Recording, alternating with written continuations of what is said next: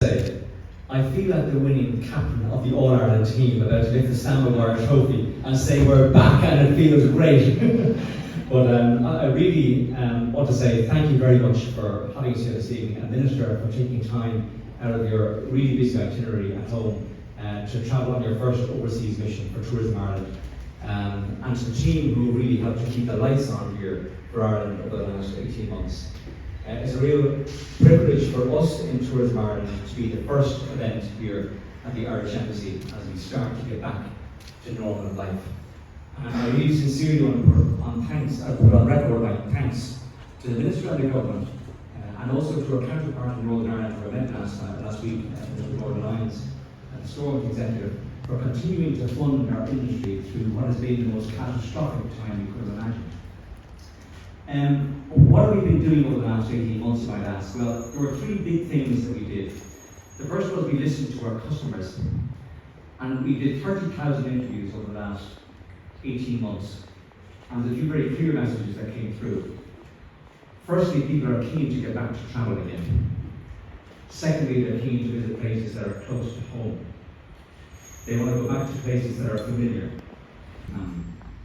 We call it emotional reconnection as an underlying theme of all the research we've been carrying out.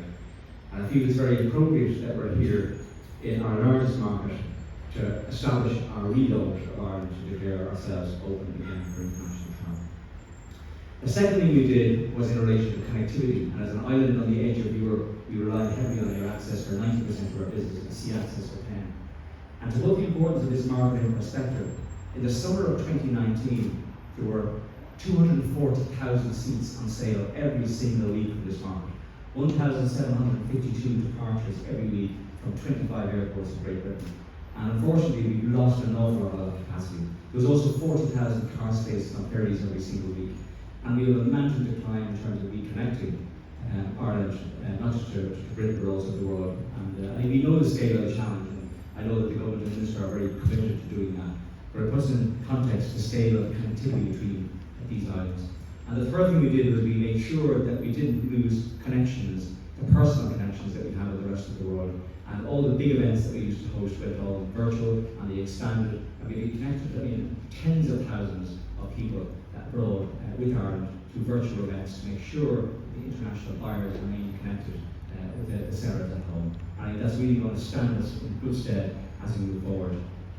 So we're here today, and we've got some really good things coming down the track, and the Minister will talk about some of those. But I think it's really significant that the Minister isn't just the tourism minister, but also culture, which is a really core part of what we do in tourism. And it was terrific for us today to pay a visit to the London Irish Centre, and it was great to see Gary and the team. And we've got such good collaboration going on. And I know the Irish Cultural Centre in Hammersmith as well have a terrific programme, and I'm delighted that William Wood is here today. And William, it's great to have you here. And I just want to renew our commitment, in relation to the cultural side of the house, to ensure that we work together in the coming years to ensure that we maximise that rich tapestry that we have on the global stage. We also have a new campaign that we're going to be launching on the 1st of October, the Green Button. It'll be the biggest investment we've probably ever put in this market. To put it in perspective, again, thank you to the government for their support. We'll probably spend more money in the next 4 months than we would in a year normally. And it's really about encouraging confidence in travel again, which has been badly dented over the last while.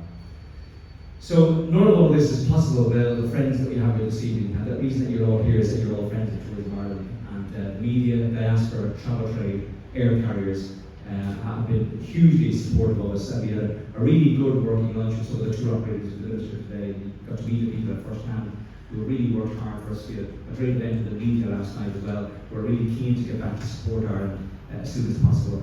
And it was very emotional to connect with the team yesterday. I bounced into the office, as I know, bumped elbows, and the super team here led by Julie Bailey, and also Julie Cassidy, David Boyce, and all the teams that are here tonight. I just want to say thank you for the great work you've done, for keeping us alive over the last 18 months. It's super.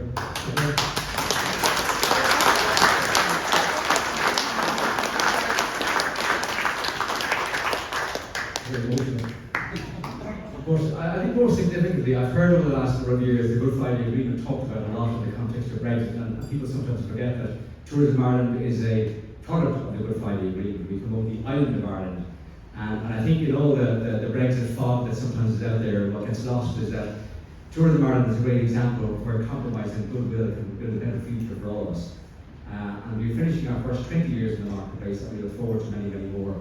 And I want to thank you for all the support that you've given us in those 20 years, and we look forward to building a long-term sustainable future for tourism. So thank you all, Ambassador, for this evening. Minister, thanks again for the support of the government. I look forward to sitting down and chatting with you all. And this is what I wanted to say later on. Thanks very much indeed.